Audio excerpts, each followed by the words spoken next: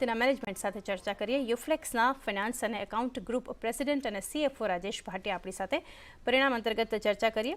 Sir good afternoon, स्वागत है आपका। और सबसे पहले सर शुरुआत करेंगे, जो कंपनी के अगर बात करें एसआरएफ का भी कोट था, जो सप्लाइंग कंटिन्यूइंग इंडस्ट्री जो है यहाँ से ओवरऑल जो देख रहे हैं, आपका टेक इसके ऊपर क्या रहेगा और स्पेशली यहाँ से रिकवरी किक इन होने में कितना समय लग रहा है ओवरऑल इंडस्ट्री को लेकर?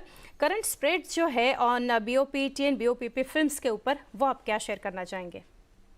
तो अभी तो पैकेजिंग फिल्म के ऊपर थोड़ा सा दबाव है क्योंकि ओवर कैपेसिटी सिचुएशन है इंडिया में।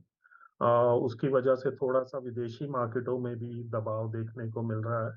बट इस क्वार्टर में हमारा पैकेजिंग फिल्म्स का जो सेल्स वॉल्यूम है वो करीब 6.5% ऊपर रहा है बनिस्बत पिछले साल दिसंबर 22 क्वार्टर के।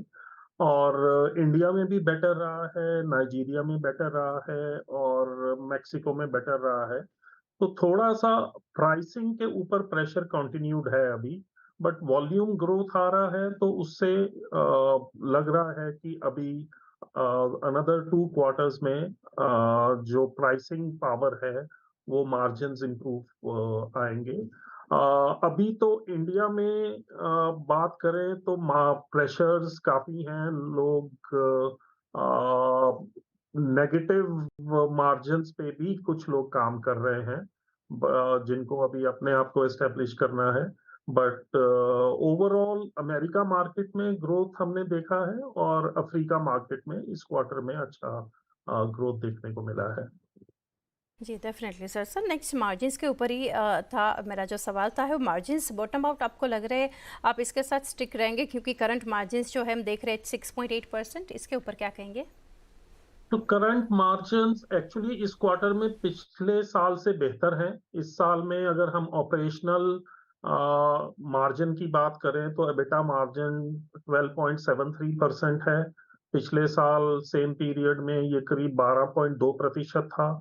तो ओवरऑल बेटरमेंट है मार्जिन में, बट हम चाहते हैं कि पैकेजिंग फिल्म में मार्जिन और बेटर होंगे यहाँ से, ऐसी धारणा है। और अगले 2 क्वार्टर्स में ये स्थिति मोर क्लियर होगी कि किस तरह से इंडिया में और ओवरसीज में मार्जिन्स बेटर होंगे। थोड़ा सा रेड सी क्राइसिस के चलते मार्जिन्स बेटर हो सकते हैं, बिकॉज उससे फिर लोकल सोर्सिंग का जो कॉन्सेप्ट है वो फिर फोकस में आ रहा है कि रिलायबिलिटी है कस्टमर को कि मटेरियल मिलेगा, एक रेट पे तय पे मिलेगा। और रेड सी क्राइसिस से जहाँ पे आपका शिपिंग का टाइम बढ़ा है, शिपिंग की कॉस्ट भी काफी बढ़ गई है और आगे आने वाले समय में ये कैसे पैन आउट करेगा उसके ऊपर भी थोड़ा सा मार्जिन डिपेंड करेंगे। फिलहाल क्योंकि ये नवंबर एंड से शुरू हुआ है तो इस क्वार्टर में ज्यादा इसका इम्पैक्ट सबको पता लगेगा कि इसका इम्पैक्ट मार्जिन्स पे और लोकल सोर्सिंग के ऊपर कितना पड़ता है। बट डेफिनेटली अभी तक जो हमने देखा है उसमें पॉजिटिव है। जो लोकल सोर्सिंग है वर्सेस इंपोर्ट्स, वो जो हमारे कस्टमर्स हैं वो चाहते हैं कि हम लोकल खरीदें रादर देन चीपर इंपोर्ट के ऊपर इंपोर्ट करें with all the uncertainties। Definitely काफ़ी क्लियर व्यू राजेश सर आपने शेयर किया है। नेक्स्ट सर जानेंगे रेवेन्यू के फ्रंट पर रियलाइजेशन एंड वॉल्यूम ब्रेकअप्स जो है इन रेवेन्यूज आप कैसे देख रहे हैं? सो वॉल्यूम इस तिमाही में करीब हमने 3,345 करोड़ किया है। मोर और लेस इसी लेवल पे पिछले क्वार्टर में भी था। और पैकेजिंग फिल्म्स में जैसे मैंने बताया आपको अच्छा ट्रैक्शन मिला इस क्वार्टर में। असेप्टिक पैकेजिंग में भी अच्छा ट्रैक्शन मिला, वहां पे भी हमारा वॉल्यूम करीब 8.5% अप है ऑन ऑन ईयर बेसिस। हमारा सेल्स रेवेन्यू वहां पे अप है करीब 12.7% इस क्वार्टर में versus the same period last year. तो कुछ पॉजिटिव्स हैं इस क्वार्टर में, बट मार्जिन के ऊपर जो प्रेशर है especially in the packaging films business वो अभी भी इस क्वार्टर में देखा गया है। हालांकि थोड़ा मार्जिन जैसे मैंने आपको बताया कि हमारा बेटा ऑपरेशनल बेटा इस क्वार्टर में करीब 426 करोड़ के आसपास है, और वो पिछले साल के मार्जिन से थोड़ा सा बेटर है, आधा परसेंट के करीब। बट और हमने यही गाइडेंस दिया था मार्केट को कि हम 12 12.5% के आसपास मार्जिन देख रहे हैं अगले क्वार्टर्स में। बट आइडली मार्केट्स अगले 2 क्वार्टर में हम लोग वॉच रखेंगे कि प्राइसिंग फ्रंट पे कैसे चीजें पैन आउट होगी। ओके सर, आगे बात करते हैं यूरोप और यूएस के मार्केट में जो भी इश्यूज थे। तो यहाँ से FY23 में जो परफॉर्मेंस है वो इम्पैक्टेड हमको दिखा। तो अभी करंटली ये मार्केट्स कैसे यहाँ से परफॉर्म कर रहे हैं, और जो प्रेशर है आप देख रहे हैं on domestic and export market both? So pressure, जैसे मैंने बताया कि मेक्सिको मार्केट जो हमारा यूएस को कैटर करता है, वहां पे हमने इस तिमाही में करीब 100% का वॉल्यूम ग्रोथ देखा है।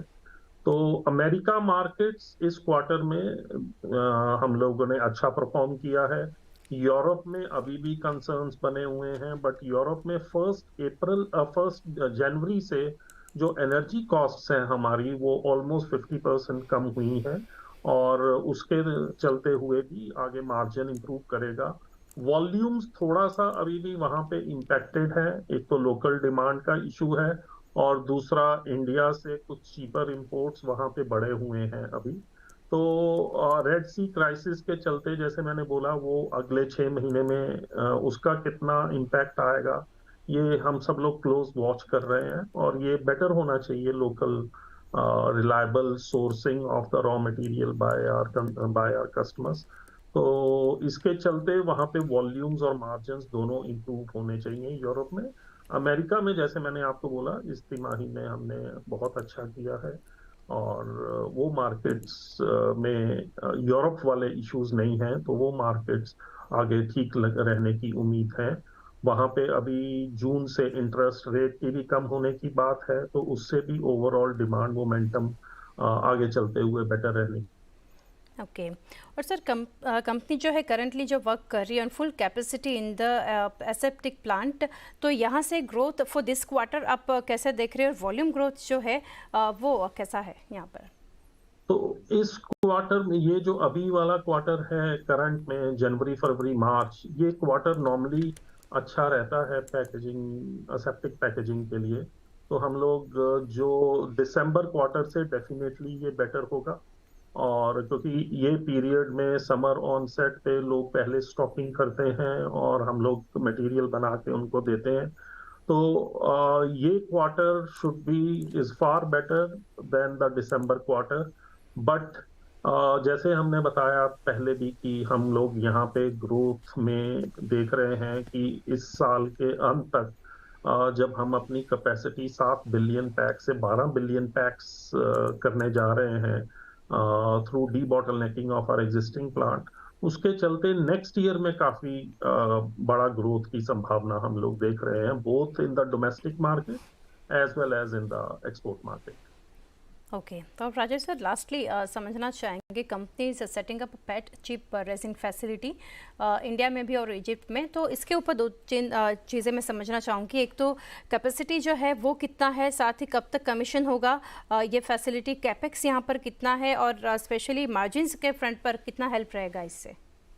तो कैपेसिटी इंडिया में करीब हम लोग इस पे 600 करोड़ का कैपेक्स है। इसका कैपेसिटी है करीब हमारा 1,40,000 टन। हमने ऑलरेडी ट्रायल रन शुरू कर दिए हैं चिप्स जो पैकेजिंग फिल्म्स इंडस्ट्री के लिए है, और अगले कुछ हफ्तों में हम लोग जो पेट रेजिन जो बनता है फॉर द बॉटल ग्रेड, उसका भी शुरुआत हो जाएगा। उम्मीद है कि मार्च एंड तक हम लोग पूरा प्लांट कमीशन कर लेंगे। और ओवरऑल हमें लगता है कि जैसे हमने पहले भी गाइडेंस दिया था कि इससे 1 से 1.5% के मार्जिन इंप्रूवमेंट आना चाहिए इससे। शुरू में प्लांट क्योंकि नया है, थोड़ा सा डेप्रिसिएशन ज्यादा होगा, उसके चलते इम्पैक्ट कम रहेगा। बट हाँ, क्योंकि हमने प्लांट तो लगाया है मोस्टली हमारी कैपिटल यूज के लिए, धारवाड़ और नोएडा प्लांट को कैटर करने के लिए, तो कैपेसिटी यूटिलाइजेशन में कोई इशू नहीं रहेगा इसमें। और मार्जिन्स इंप्रूव होंगे ओवरऑल पैकेजिंग फिल्म्स बिजनेस के। प्लांट आईओसीएल जहां से हमें रॉ मटेरियल मिल रहा है उसके बिल्कुल नजदीक में लगाया है, तो वो एक और बहुत बड़ा एडवांटेज है हमें कि वहां से हमें जो रॉ मटेरियल है फॉर द पेट चिप्स वो इमीडिएटली क्लोज बाय मिल रहा है। तो ये सारे एडवांटेजेस देख के और अपना इतनी बड़ी आज हमने कैपेसिटी लगाई है overall across the world on the BOPET films, तो इससे हमारे ओवरऑल एक तो बिजनेस को स्टेबिलिटी मिलेगी, कंसिस्टेंट क्वालिटी मिलेगी हमें। अभी हम कई सोर्सेज से रॉ मटेरियल खरीदते हैं, तो वहां पे कहीं ना कहीं क्वालिटीज में डिफरेंस आते हैं जो प्लांट में थोड़ी बहुत मुश्किलें पैदा करते हैं। तो ओवरऑल प्लांट का परफॉर्मेंस बेटर रहेगा, यील्ड बेटर रहेगी, और हमें हमें एक रिलायबिलिटी मिलेगी और एक सस्टेनेबल अर्निंग्स की तरफ हम बढ़ेंगे। हमने कोविड के पीरियड में देखा कि जो हम रॉ मटेरियल मार्केट से जिस रेट में खरीद रहे थे उससे कई गुना ऊंचा हमने खरीदा, और जिन कंपनियों के ऑलरेडी प्लांट्स थे वो उनको उस पीरियड में ज्यादा बेनिफिट हुआ, और हमारी इतनी बड़ी कैपेसिटी के चलते ही हमने निर्णय लिया कि हम रॉ मटेरियल में सेल्फ सफिशिएंसी हासिल करने का अभी टाइम है, और हमने उस डायरेक्शन में कदम उठाए। तो मार्च तक हमें उम्मीद है कि नोएडा का प्लांट कमर्शियल ऑपरेशंस में आ जाएगा, और सितंबर अक्टूबर या मैक्सिमम बाय दिसंबर तक हम लोग इजिप्ट का प्लांट भी शुरू कर पाएंगे। जी राजू सर, बहुत डिटेल्स आपने हमारे साथ शेयर की। थैंक यू और जुड़ने के लिए, and best wishes for coming quarters. Thank you again sir.